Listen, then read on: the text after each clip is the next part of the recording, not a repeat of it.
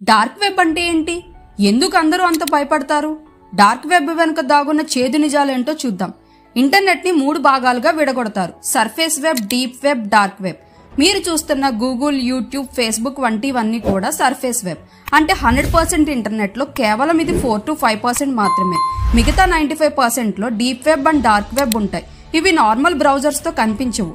టోర్ browser వంటి ప్రత్యేక software తో మాత్రమే యాక్సెస్ చేయాలి.